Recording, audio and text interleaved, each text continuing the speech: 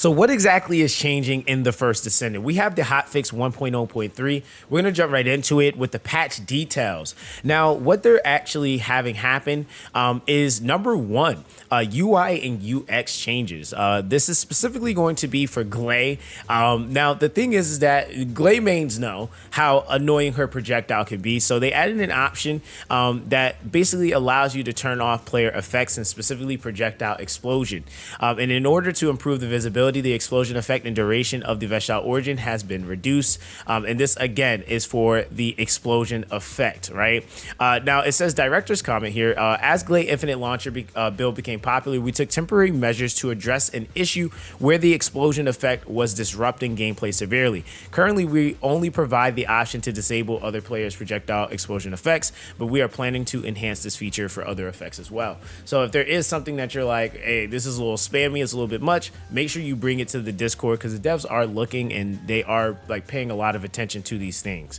Now with that, there's also a system that has been made to make it easier to check the DBNO status of allies, and an extra measure has been added to the party UI. They reduced the research completion visual effect duration for materials frequently used in research, which is nice because that just means you're in and out, you just get to go.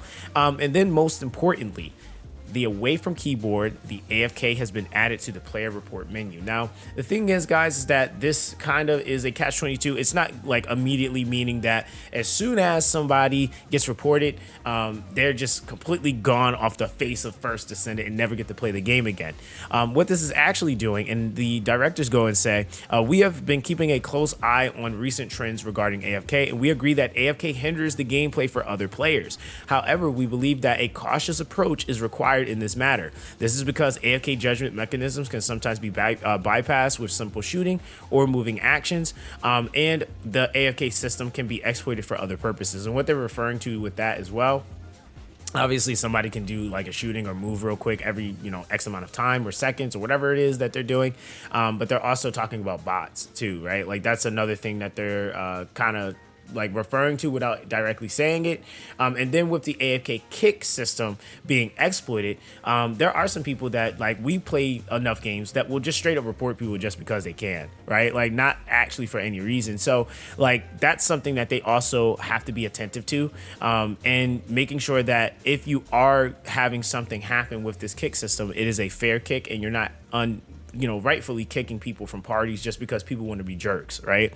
So really, really important that they collect the data from this. So they're going to be trying to learn the patterns of AFK players with AFK reports. And that's usually how they do a lot of these systems, even with a lot of anti-cheats and stuff like that. It's like starting to now shift more into like, obviously player behavior, stuff like that. So really, really important that they pay attention to that with the AFK reports. And through this, we will, and they say they plan to collect the information necessary to separate AFK players in matchmaking and prepare an appropriate measure in the future. So I would say my piece of advice, guys, if you are doing it, I would stop just in case, because we don't know how severe the penalty will be. We don't know what it's going to be. I was thinking that maybe possibly, timers, like if you do it X amount of times, it won't allow you to say do co-op Colossus for a bit, right? Like, as far as like perma banning and like full sending people, I don't know, like it's a little bit different. I feel like when you're playing like competitive games, like when you're playing like the competitive mode in something versus like just a game that just has PvE. But again, let me know how you guys feel about that, because I feel like there's a lot of different ways that they can go with it. But things do happen, so I think that that's another thing that they have to be aware of as well. Like it can happen where something happens, you got to leave, and then it's in the middle of a mission, right? So who really knows? But we will see. Now with that, they have also gone, and I'm just gonna go into some of the things that I feel like are a little bit more important here. They fixed the issue where players who have joined the Void Fusion Reactor could use the reconstructing device even if there were no Void shards after completing the mission. I guess they're just trying to make sure everybody's actually farming, right? So when completing a Void Fragment mission, obtaining 2 types of Void shards, the amount obtained has increased by approximately 1.5 times. We'll have to take a look in game to see how much that is, but obviously more means better.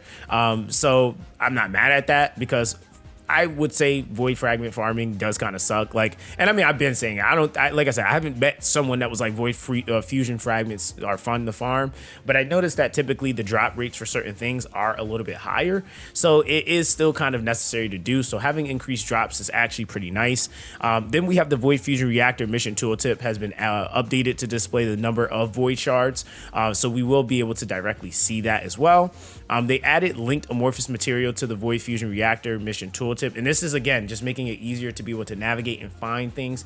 There's too many different like interfaces and tabs you got to press, and this is why a lot of players are still confused with trying to figure out and navigate and still are stuck because it's just hard to get through or to certain things, right? Now also too, the void shard attribute will now be displayed on the map directly. Now with that, they said we discovered and fixed the issue where party members abort mission system was being exploited to repeatedly play. So I actually heard about this the other day. So now they're not going to let you do it, right? Like, because that's the thing, like they're going to see these things, right? And then they're going to patch them. So people were basically essentially what was happening was that somebody was able to essentially kind of start the mission, but then when they would leave, it would not take the resources from them, but the people would still be able to finish the fight, and then they would be able to claim the rewards, and then they would go back and restart it again and kind of do that over and over and over. So it's basically, again, it is a glitch, and they said they are considering why players might resort, but they were considering why players might resort to using it. We realized the transition from shard farming to actual void reactor missions was quite inconvenient and tedious. Now, I will say I appreciate this because most other companies would have started banning people. Like a lot of the times when people exploit something, they would just be like, you know what, you got to go. But I'm glad that they didn't do that, and they actually took the time to actually look at this and say, like, you know what, like, why would they do this? And kind of getting to, you know, that bottom line first before just saying like they just got to go, and not actually trying to make something better to prevent people from wanting to do it in the first place. It's like, hey, the drops are better. No need. It's patched anyway, but now we at least get better drops so it doesn't feel as bad. So therefore, we not only fixed the bug, but we also increased the amount of void shards obtained and improved the farming process to make it more convenient. Please wait a little longer. We will significantly improve the fragment farming routes in the upcoming 5 weeks update for August 1st. So this means that they do plan on actually making this system a lot better, because I think that this was definitely like one of the systems I was like, dude, they gotta fix this.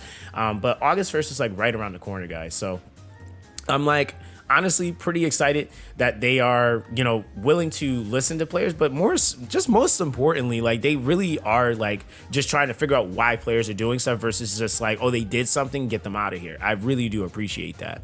Now, of course, with that, this is another big thing. We can register more weapons, reactors, and external components up to 1,000.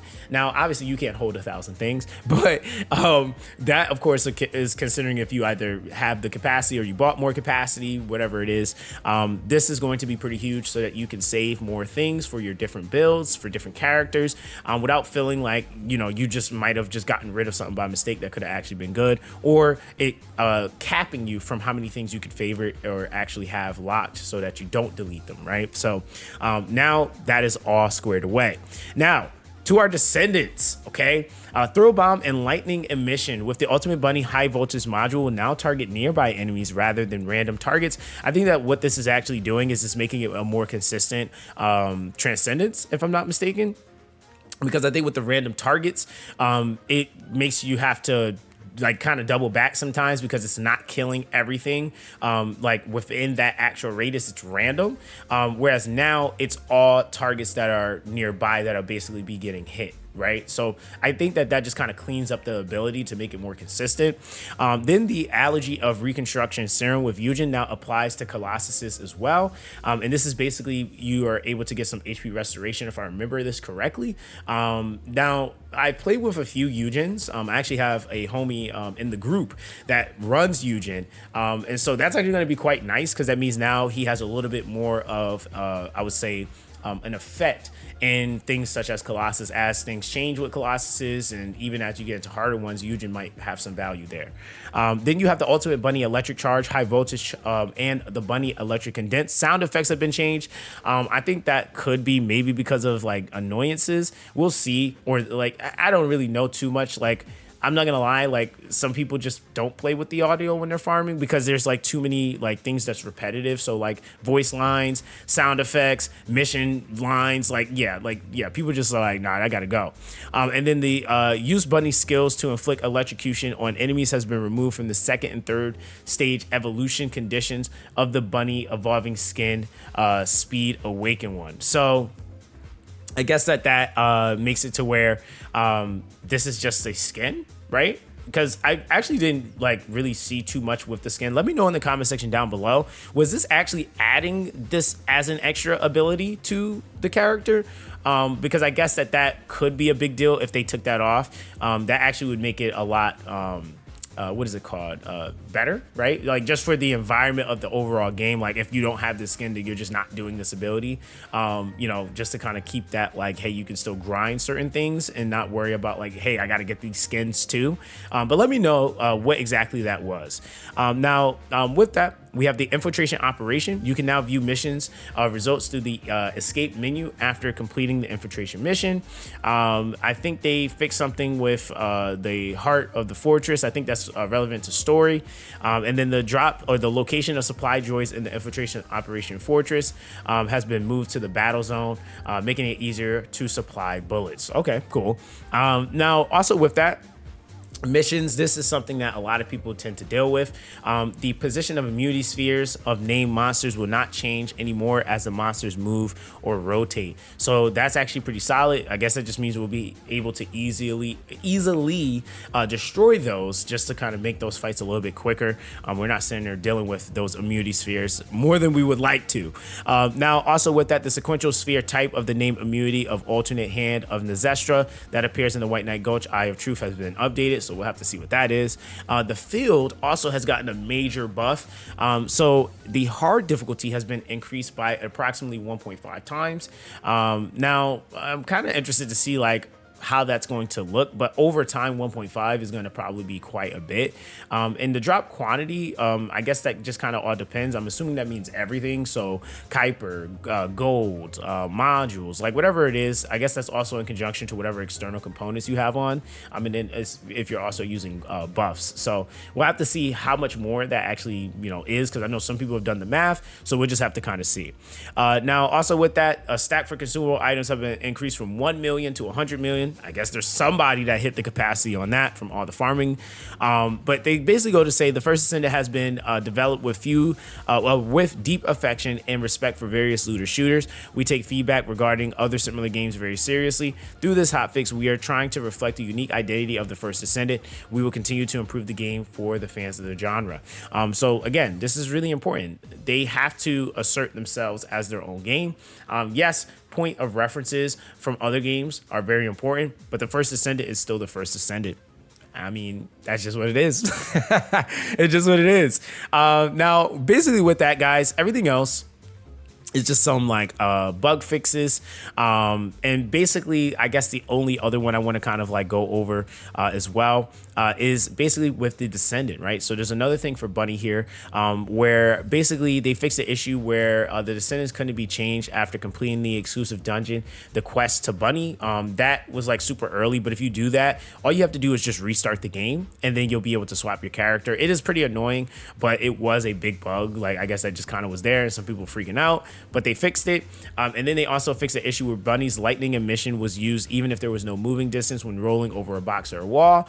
So they go to say, we love how fast Bunny can run, I guess, unleashing electric energy to take down her enemies. Bunny is a Descendant who gains her power in proportion to the distance she travels. However, rolling in a corner and using her skills was not what we expected from her, which again, if you're rolling in a corner, that means you're not traveling any distance, which means that she's not working by design.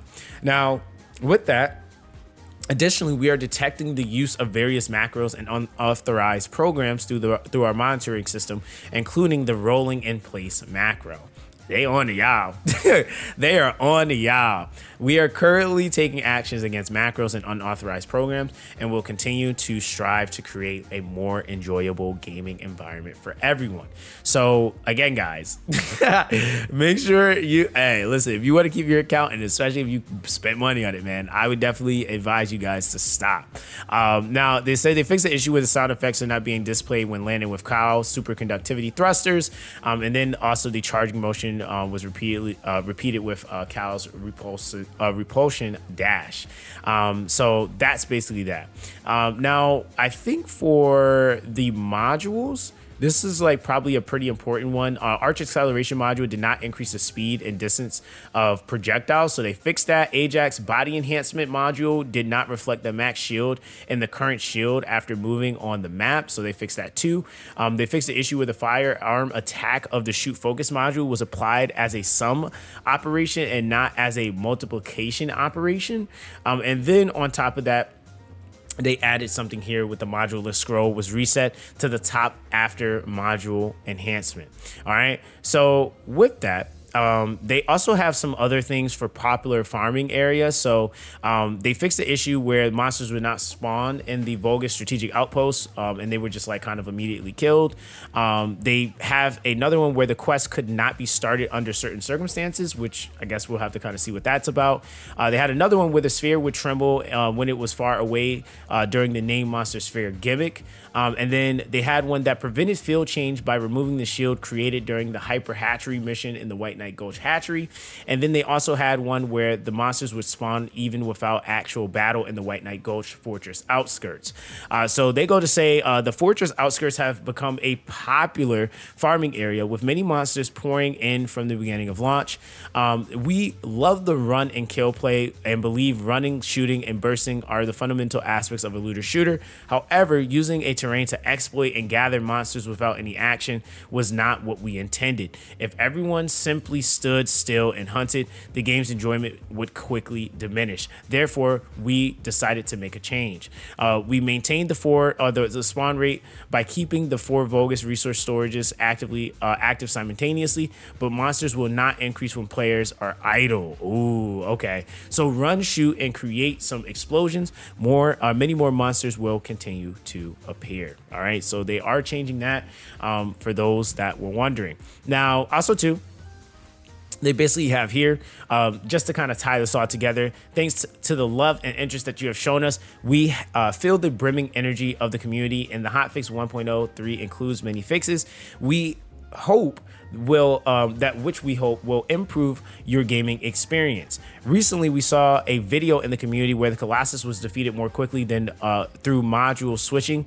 If we had a bit more time, we would like to include a fix for this in Hotfix 1.0.3, but unfortunately, it did not make it into this update. The dev team does not want module switching to become another strategy. This method makes combat tedious and does not fit well with the run and gun playstyle. Okay, so the dev team wants skills, weapons, modules, and external components to be part of the strategy. We hope that in-depth build research will progress, but strategies requiring inconvenient control are not what the development team aims for. Last but not least, we are planning to skip the patch next week for the upcoming 5th week update on August 1st. Please look forward to the new Descendant Luna and Ultimate Valby, new intercept battles, new ultimate weapons, modules, external components, and skins on August 1st, which is going to go absolutely insane. So we will not be getting a patch this upcoming week, guys, but we will be seeing it all happen and go down on August 1st. But that's going to be everything basically that you need to know within this patch, guys. Again, there's a lot to kind of digest, but just kind of quickly explaining as much of this as I can. I hope that you guys have an amazing day. We're all getting back onto the grind and on the game. Of course, make sure you guys, if you enjoyed it, like and subscribe to the channel for more First Descendant, and I'll catch you guys in the next one.